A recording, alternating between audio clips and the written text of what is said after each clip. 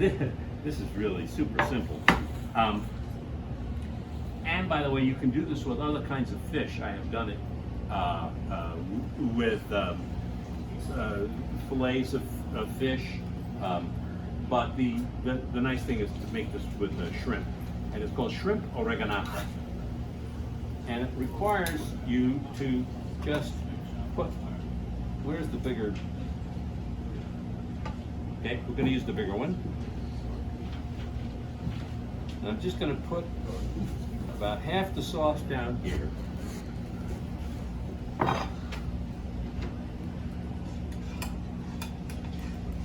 And just spread it around. And Sam, if you would pass me some of those shrimp. Okay. And for this particular dish, the peeled and deveined, boy, that saves a lot of work. I remember they didn't have peeled and deveined shrimp in the old days. You know that? I suppose they could have, but my mother was the peeler and deveiner. And she'd be at that sink, you know, and she would be working those shrimp, and she had different bowls in there. They felt like they had to rinse them for like an hour. I don't know what. But this is easy peasy. So, but I do like to take the tails off to make this dish so that when you serve it, nobody's doing that at their plate and whatnot. And in order to take the end off, all you have to do is just make sure you pinch it behind the tail, and it pulls right out. You don't lose anything. And then you're just gonna pop them in here.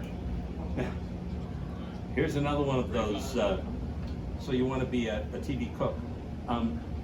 If you watch a cooking show on television, what you will find is that the on-air demonstration is just this. They'll do like 3 of those like that.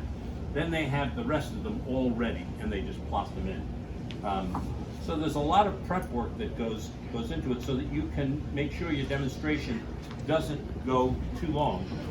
I love cooking with kids. I guess because I was that kid, and my grandmother would give me different jobs to do, starting with you know, the simplest things that I couldn't screw up, like here's a basket of green beans and a scissor, and I want you to just, you know, and I would cut it in half, and she would go, no, you got just at the end. But I was like 3 years old, you know, so other kids are making paper mache, and I'm trimming green beans. And I remember the day that I graduated to shaping the meatballs. I used to bug my grandmother because we had meatballs every Sunday. Every Sunday. I once calculated how many hundreds of consecutive weeks my grandmother made the sauce and the meatballs. And it was, you know, it was like 1,000 Sundays. So I finally said, you know, I want to do that. And she said, I don't know. I said, I can do it, Graham. So she says, okay. So she sets me up with the bowl of the meat that she's already mixed, and a tray. And I start, and I'm rolling, little wet hands, you know, a little bowl of water, doing it, putting them all out. But of course, you know, a kid is a kid.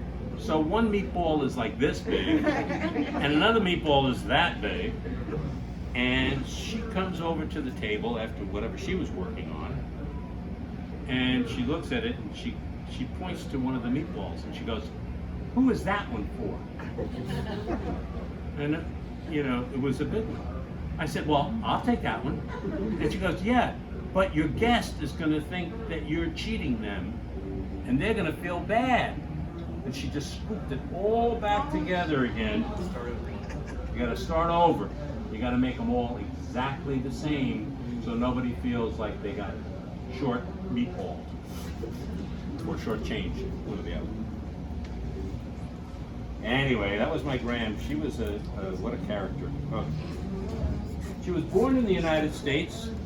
Her parents were both from Sicily. That was my grandfather, Giovanni Bacci, and his 8 daughters, and his wife, who I never met my great-grandmother because she died, no kidding, early in her life. She had so many children, and it's like, I don't know how she could have survived. And my grandmother became a seamstress, got a job on 34th Street in Manhattan, bought a house, raised her kids, and then she helped raise us. We were 5 kids in my family. I wouldn't trade it for anything. It was a great growing up experience. I'm going to add the essential ingredient, which is oregano. That's why they call this dish Shrimp Oreganata. And like when we make tomatoes oreganata, don't be stingy, because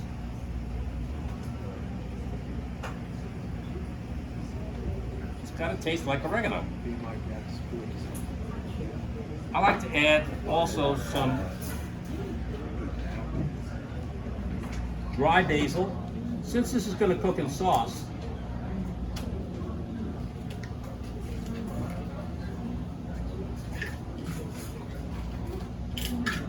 all right, so nice and spicy.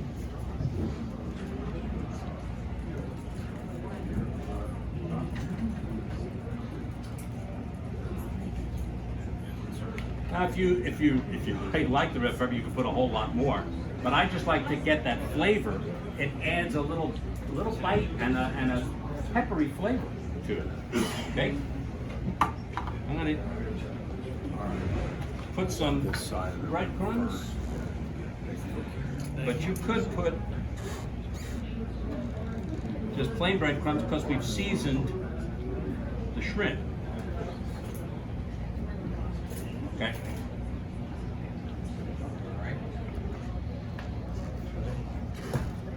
Now I'm going to finish with another sprinkling of tomato sauce.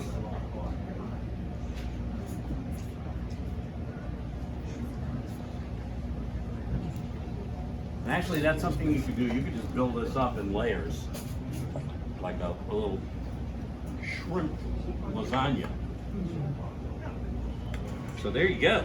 Put this in the oven. I would serve it with a little bit after it comes out of the oven. Serve it with a little bit of parsley, chopped parsley, a little bit of cracked black pepper in there,